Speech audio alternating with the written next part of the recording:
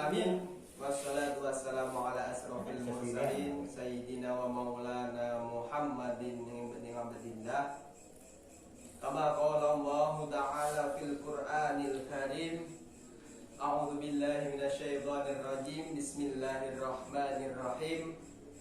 Wa min ayatihi an khalaqalakum min anfusikum azwajan litaskunu ilaiha wa ja'ala bainakum mawaddatan wa rahmah. Inna fi dzalika la ayatin liqaumin yatafakkarun. Al-ayat amma ba'd.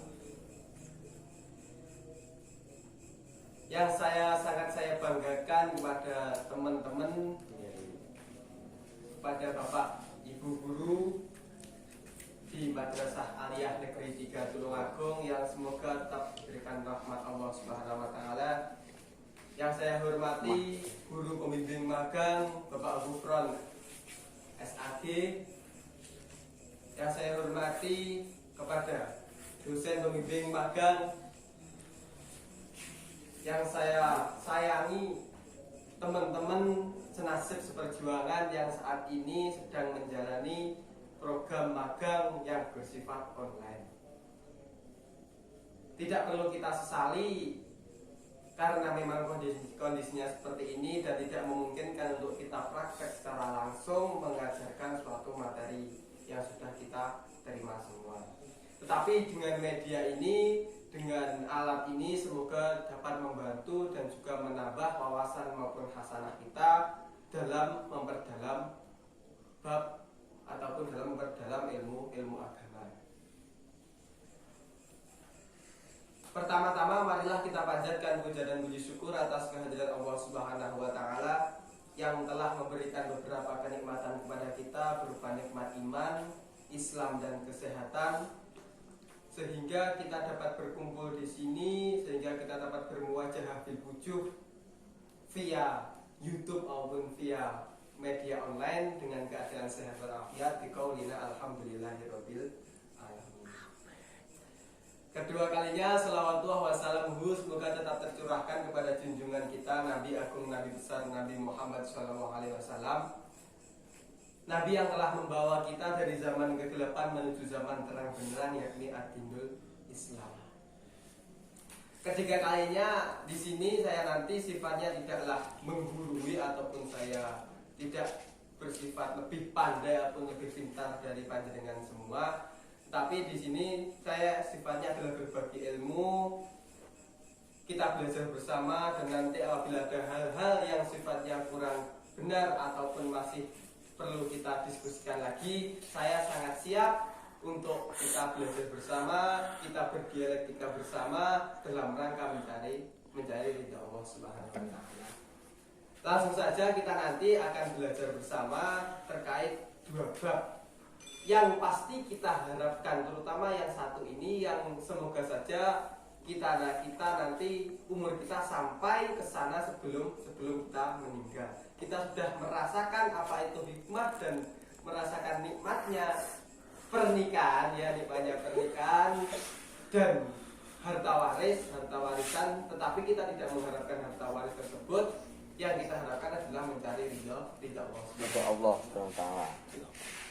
Langsung saja bab pertama yang nanti kita pelajari adalah bab nikah. Kata nikah ini berasal dari bahasa Arab. Ya, berasal dari bahasa Arab. Kalau kita terjemahkan ke dalam bahasa Indonesia, ini artinya adalah berkumpul atau menyatu. Sedangkan menurut istilah adalah akad nikah itu mengharuskan hubungan antara sepasang manusia yang diucapkan oleh kata-kata yang ditujukan untuk melanjutkan ke jenjang pernikahan sesuai dengan aturan yang sudah diwajibkan oleh Allah Subhanahu wa taala. Konsep nikah ini dalam Al-Qur'an tidak hanya satu kata, tidak hanya an-nikah, tetapi ada juga kata zawaj. Zawaj di sini maksudnya Allah adalah sama maknanya seperti nikah. Karena apa?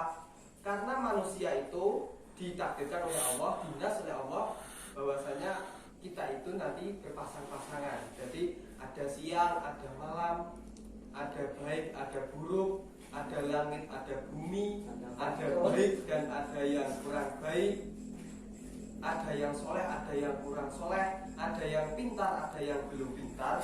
Itu merupakan suatu sunatullah atau hukum alam, dan kita tidak dapat menghindari, tidak dapat menghindari dari sunatullah tersebut, tak terkecuali dengan nikah.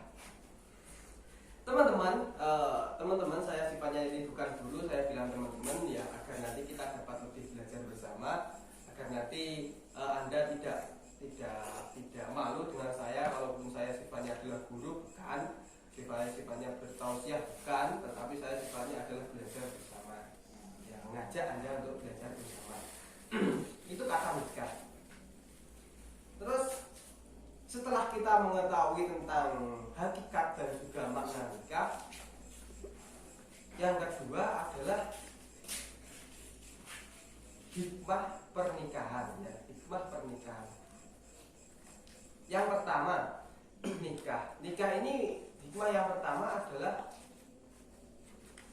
merupakan cara suci untuk menyalurkan nafsu syahwat melalui nikah. Jadi bukan kita melewati perzinahan, pelacuran ataupun hal-hal yang lainnya yang itu sifatnya dibenci oleh Allah Subhanahu wa taala. Dengan nikah ini sesuatu yang semula haram, ya, yang semula berhubungan intim ataupun kita melampiaskan rasa nafsu, hawa nafsu kita. Dulunya ini adalah haram, tapi dengan nikah ini loh menjadi halal. Jadi nikah ini merupakan suatu perintah Allah yang dapat dikatakan dapat mengubah suatu hukum. Ya. Kalau dulu kita mensetubuhi orang lain kalau belum ada dasar kita bernikah itu kan haram. Tetapi kalau kita sudah nikah, boro-boro menghubungi setiap hari kita berhubungan suami istri kita, ya. Setiap hari antara suami dan istri berhubungan suami istri itu tidak ada yang melarang. Yang penting ada batasnya dan juga ada hal-hal yang membatasi tertentu agar kita tidak selalu berhubungan suami istri saja. Kita kan juga ada waktunya beribadah kepada Allah yang lain. Seperti itu. Yang kedua, untuk memperoleh ketenangan hidup, kasih sayang dan juga ketentraman. Sudah jelas bahwasanya dalam rangka membina rumah tangga ini, setelah dua individu, dua hal yang saling berbeda antara laki-laki dan perempuan menyatu membentuk suatu rumah tangga, maka disitulah akan diuji dengan apa? Dengan cobaan hidup. Macam-macam cobaan hidup itu, mulai dari bab rezeki, bab kesehatan, ketentraman dan keamanan, semuanya akan diuji. Tetapi apabila kita telah berhasil melampaui ujian tersebut, maka kita akan memperoleh ketenangan, ketentraman dan juga kebahagiaan. Bukan hanya kebahagiaan di dunia, tapi kebahagiaan di akhirat. Sama hanya dengan nikah. Jadi nikah ini semata-mata bukan kita hanya melampiaskan hawa nafsu kita, tapi kita membina rumah tangga, menjalin kasih sayang. Seperti itu. Bukan hanya kita nanti selesai kita hidup di dunia ini, tapi sampai di akhirat. Jadi nikah ini bukan semata-mata kita membina rumah tangga di dunia, tapi juga sampai di akhirat. Tuh. Yang keempat adalah menjalankan tuntunan syariat. Ya, sudah jelas bahwasanya kenapa nikah ini merupakan suatu anjuran ataupun perintah Allah Subhanahu wa taala.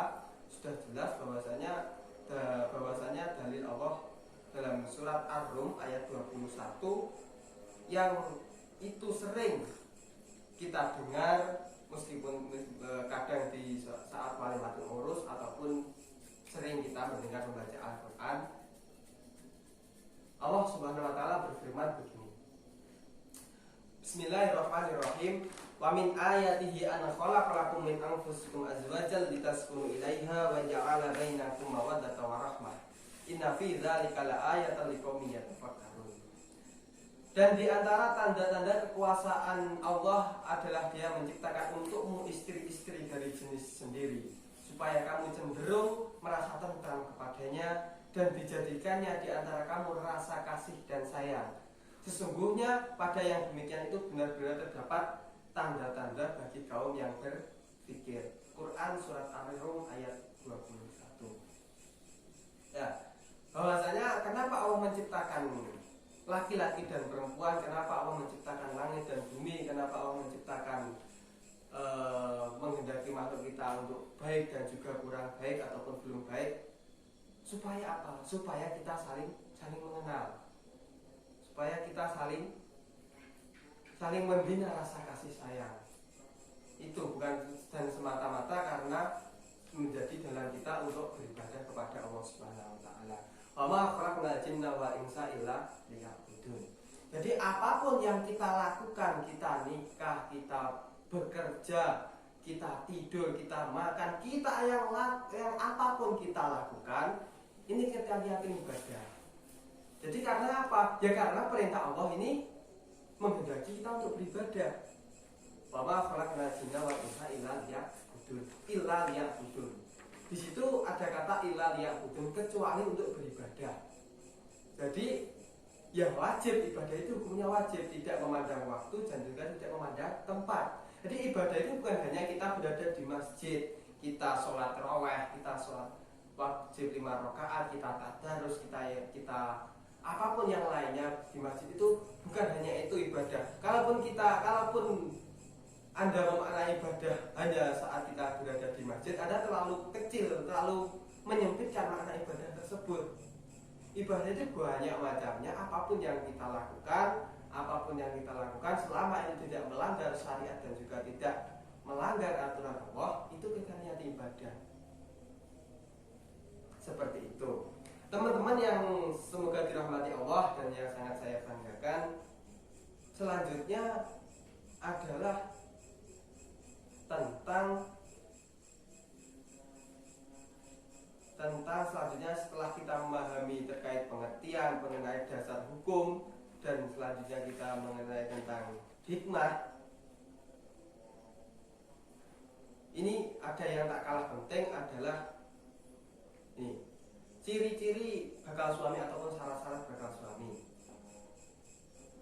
Yang pertama adalah beriman dan bertakwa kepada Allah. Dan jelas bahwasanya suami itu haruslah mereka yang beriman dan bertakwa kepada Allah. Yang kedua bertanggung jawab, sudah jelas. Terus yang ketiga adalah berilmu agar dia dapat membimbing calon istri dan juga anak-anaknya ke jalan yang benar. Terus yang keempat adalah rajin bekerja untuk kebaikan rumah tangga seperti mencari rezeki dan demi kebahagiaan keluarga. Terus yang kedua, selanjutnya adalah hal-hal yang menjadi haramnya suatu pernikahan. Ya. Al-Quran sudah menjelaskan dalam Quran surat An-Nisa ayat 23 terkait orang-orang yang haram dinikahi. Ini yang diharamkan kepada kamu menikahi ibumu, anakmu, saudaramu, anak saudara perempuan bagi saudara laki-laki, dan anak saudara perempuan bagi saudara perempuan. Jadi orang yang haram kita nikahi itu yang pertama adalah ibu kita. Itu sudah jelas, kita menikahi ibu kita sudah menjadi hal yang tabu bagi masyarakat, di lingkungan, di dalam agama maupun di dalam bernegara. Yang kedua adalah nenek dari ibu maupun bapak. Yang ketiga adalah anak perempuan dan keturunannya. Jadi tidak boleh semisal saya punya anak perempuan itu saya nikahi lagi, itu tidak boleh. Sudah jelas, Allah sudah menjelaskan. Yang keempat adalah anak perempuan kepada saudara laki-laki maupun perempuan, yaitu semua anak dari saudara perempuan. Jadi anak dari saudara kita yang perempuan itu diharapkan untuk kita nikahi. Jadi anak, ya kalau bahasa Jawanya ponakan lah, bahasa Jawanya ponakan itu haram untuk kita nikahi. Terus yang kedua adalah perempuan yang diharapkan menikah oleh laki-laki yang disebabkan oleh susuan. Susuan ini yang pertama adalah susuan ibu susu. Jadi dia itu pernah menyusui, tunggal susuan kalau dalam bahasa Jawanya itu pernah menyusui bersama dalam satu ibu. Terus yang kedua nenek dari saudara ibu sepersusuan. Yang ketiga saudara perempuan sepersusuan. Yang keempat, anak perempuan kepada saudara susuan laki-laki ataupun perempuan. Yang kelima adalah sepupu dari susuan ataupun bapak susuan. Terus selanjutnya, perempuan muhrim bagi laki-laki. Perempuan muhrim bagi laki-laki karena persemendaan. Yang pertama adalah ibu mertua, ibu tiri, nenek tiri, menantu perempuan, anak tiri perempuan dan keturunannya, adik ipar perempuan dan keturunannya, dan yang terakhir saudara sepupu dari saudara istri. Terus nikah ya. Hal yang wajib ya, rukun nikah. Rukun nikah ini, dari rukun ini sesuatu yang harus ada dalam pernikahan, sesuatu yang harus ada. Jadi kalau kita bicara rukun nikah, berarti sesuatu yang harus ada saat kita melaksanakan proses pernikahan. Yang pertama adalah harus ada pengantin laki-laki. Yang kedua harus ada pengantin perempuan. Yang ketiga harus ada wali. Yang keempat harus ada 2 orang saksi. Harus saksi laki-laki ya. Yang kelima adalah adanya ijab kabul ataupun akad nikah. Jadi rukun ini sesuatu yang harus ada. Jadi apabila satu saja ini tidak ada, tidak jangkep rukunnya ataupun tidak lengkap rukunnya, berarti pernikahan ini tidak sah. Terus selanjutnya, syarat calon suami ya. Syarat calon suami ini perhatikan teman-teman yang merasa laki-laki dan merasa ingin mau menikah ya. Yang pertama adalah dia harus Islam. Yang kedua laki-laki yang tertentu. Yang ketiga bukan laki-laki muhrim dengan calon istri, seperti hal yang dimakamkan yang saya jelaskan depan tadi. Yang ketiga adalah mengetahui wali yang sebenarnya, semisal walinya ini sedang di luar ataupun di luar negeri ataupun sedang berada tidak di rumah, tidak satu rumah. Si calon laki-laki ini, laki-laki calon suami ini harus mengerti orang tua asli.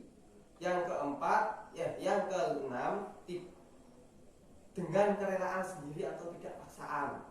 Ini.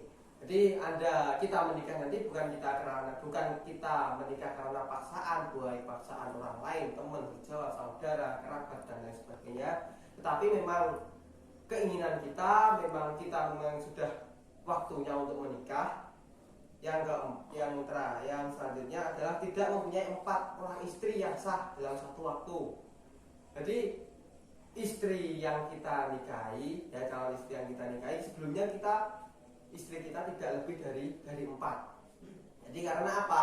Karena dalam hukum Islam, baik bernegara, baik hukum agama maupun hukum negara, itu perempuan suami istri itu maksimal berjumlah 4. Yang terakhir adalah mengetahui bahwa perempuan yang hendak dinikahi adalah sah dijadikan istri. Terus ini bagi teman-teman perempuan, wanita ya, syarat bakal istri.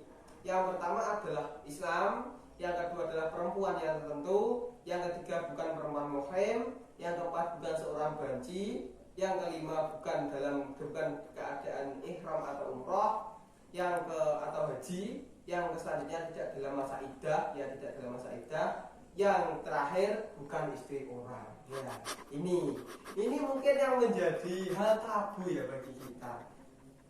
Jadi selama Anda itu masih menjadi istri sah orang, sedangkan Anda mau menikah, Anda harus antara suami dan istri yang sah itu harus cerai dahulu. Tidak boleh laki-lakinya 2, perempuannya 1 yang dinikahi, itu tidak boleh. Jadi bukan istri orang itu. Yang ketiga adalah syarat wali. Syarat wali yang pertama adalah Islam, bukan kafir dan juga tidak murtad. Yang kedua lelaki dan bukannya perempuan. Yang ketiga telah pubertas ataupun telah balik. Yang keempat dengan kerelaan sendiri atau bukan paksaan. Yang kelima tidak sedang menjalankan ibadah haji atau umroh. Yang keenam tidak fasik. Yang ketujuh tidak cacat atau sehat atau tidak gila. Yang kedelapan merdeka, dan yang terakhir tidak dibatasi kebebasannya oleh seseorang. Dan sebaliknya, calon istri perlu memastikan wajib menjadi wali. Jika syarat-syaratnya terpenuhi, maka sudah sahlah pernikahan tersebut. Dan sebaliknya, jika syarat dan rukunnya itu belum terpenuhi, maka tidak sahnya suatu pernikahan. Terus selanjutnya adalah syarat saksi. Ya, syarat saksi Yang pertama adalah sekurang-kurangnya 2 orang, ini berarti masih minimal, jadi minimal ini saksi itu 2 orang. Yang kedua adalah Islam, berakal, telah balik, laki-laki, memahami isi hafal ijab qabul, yang saja dapat mendengar, dapat melihat dan dapat berbicara. Dan yang terakhir adalah adil dan juga merdeka. Terus itu yang menjadi yang menjadi dasar hukum, syarat-syarat rukun, terus dalil, terus hikmah dan juga manfaat sudah kita belajar bersama. Terus permasalahan yang sering terjadi di lingkungan sekitar adalah terkait hubungan pernikahan dengan rezeki, ya, bukan rezeki. Jadi saya juga meminta kepada calon mertua saya, ya meskipun belum mempunyai calon mertua, tetapi ya siapapun para calon mertua, ya calon mertua ini terkait rezeki. Misalnya seorang laki-laki itu ditanya, calon pengantin ya dari laki-laki itu ditanya oleh mertuanya, sudahkah Anda bekerja? Belum. Jawabnya belum. Sudahkah Anda punya gaji? Belum. Nah terus nanti kamu beri makan apa anak dan juga istri kamu? Mungkin itu pertanyaan, mungkin itu hal-hal yang sering kita temui di masyarakat. Itu perlu kita ketahui, terkhusus untuk para mertua, ya calon mertua. Imam Ibnu Taimiyah As-Sakandari pernah berkata dalam kitab Al-Hikamnya, asyaku fisaki asyaku firrazik, ya. Orang yang meragukan rezekinya Allah berarti meragukan Sang Pencipta rezeki. Jadi seandainya kita nanti ditanyai oleh calon mertua, sudahkah Anda bekerja? Hal saja. Kalau kamu bekerja, belum. Sudahkah Anda memiliki gaji? Belum.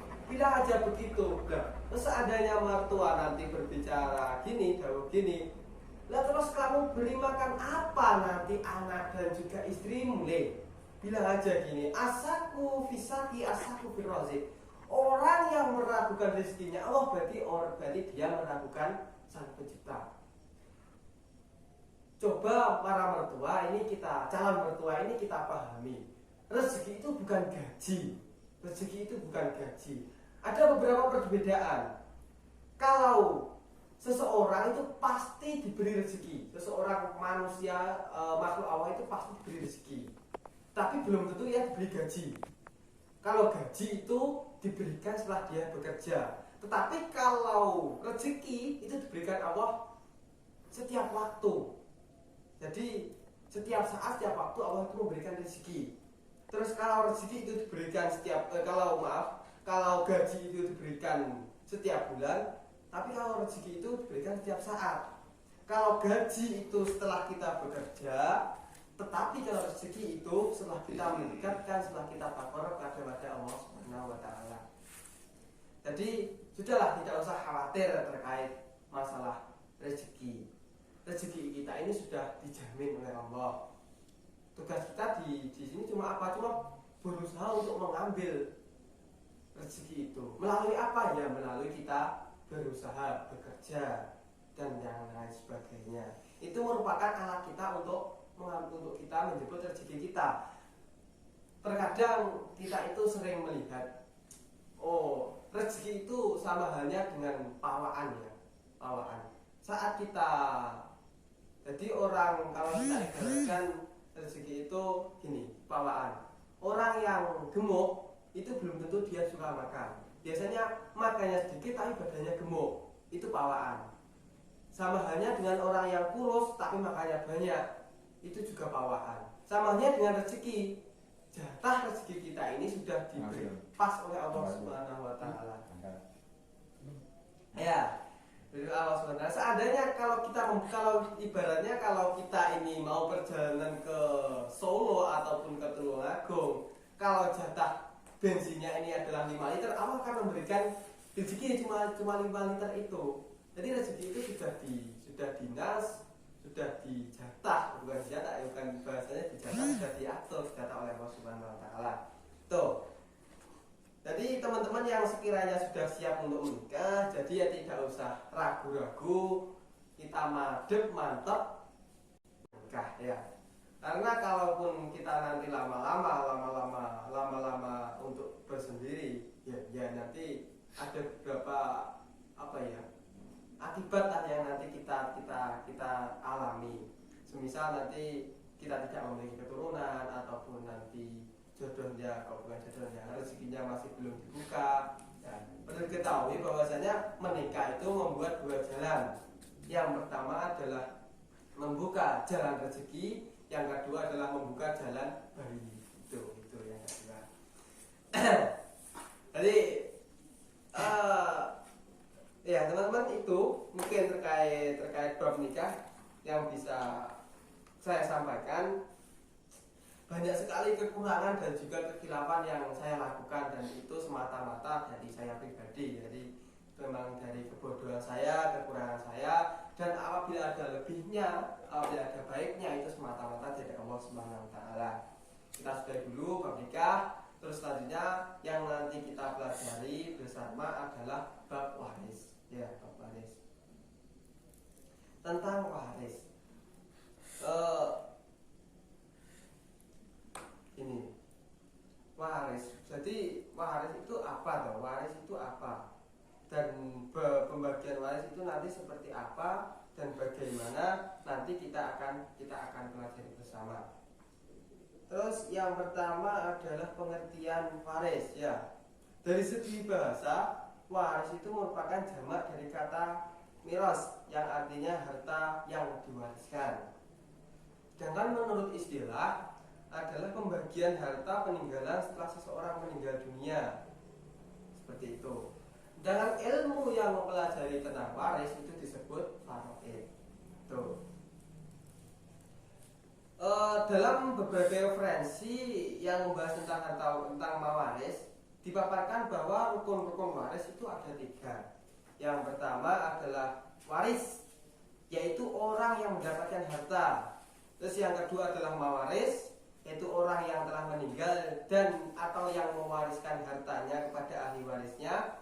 Dan yang ketiga adalah maurus, yaitu hartanya yang diwariskan tersebut. Selanjutnya hukum membagi harta warisan. Dalam Al-Quran sudah menjelaskan bahwasanya dalam firman Allah surat An-Nisa ayat yang 14 yang artinya, dan barang siapa mendurhakai Allah dan Rasulnya yang melanggar ketentuannya, maka Allah akan memasukkannya ke dalam neraka, sedang ia kekal di dalamnya dan baginya siksa yang menghinakan. Seperti itu. Terus beberapa hal yang perlu kita lakukan sebelum harta waris dibagikan. Yang pertama adalah zakat. Jadi seseorang meninggal, seorang mawaris, orang yang memberikan harta warisan itu kita zakati. Apabila memiliki hutang ataupun balas jasa yang belum dipenuhi oleh mawaris, orang yang mewariskan rezeki, itu kita penuhi dulu. Terus yang keempat adalah wasiat. Yang keempat adalah wasiat. Seumpama si mawaris itu memiliki suatu wasiat, misal apa, itu kita penuhi dulu wasiat yang diinginkan oleh mawaris atau orang yang memberikan warisan. Terus langkah-langkah sebelum pembagian harta waris. Jadi sebelum membagikan harta waris itu dihitung dulu biaya perawatan jenazah, pelunasan hutang piutang dengan jenazah, itu kita selesaikan dulu. Terus terkait pelaksanaan wasiat, wajib menunaikan seluruh wasiat mawaris kepada selama tidak melebihi 1/3 dari jumlah seluruh harta peninggalan, meskipun mawaris itu menghendaki hal yang lebih. Itu sudah jelas konteksnya seperti itu.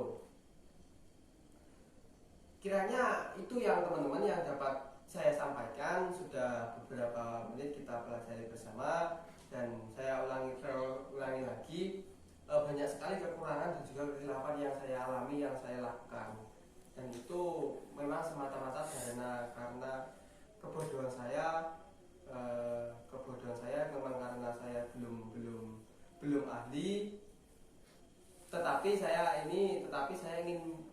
berbagi ilmu, dan apabila ada hal yang sifatnya salah, saya sangat mengharapkan kritikan dan juga masukan dari teman-teman semua. Tapi kritik tersebut saya harapkan kritik yang bersifat membangun. Jadi bukan semata-mata kritik karena ketidaksukaan Anda kepada saya ataupun yang lainnya, itu silakan monggo. Tetapi yang saya harapkan adalah kritik yang sifatnya adalah membangun, seperti itu. Dan apabila ada lebihnya, apabila ada manfaatnya, ada baiknya, itu sudah jelas itu semata-mata dari Allah Subhanahu wa taala. Karena apapun yang kita lakukan itu semata-mata karena adalah dari kehendak Allah Subhanahu wa taala. Sebelum saya akhiri, kita ngopi dulu. Ya. Dan semoga kita dapat mengambil manfaat dan juga ibrah dari beberapa hal yang sudah saya sampaikan, beberapa ilmu yang sudah saya sampaikan. Saya akhiri, wallahul muwaffiq ila aqwamit thoriq. Assalamualaikum warahmatullahi wabarakatuh.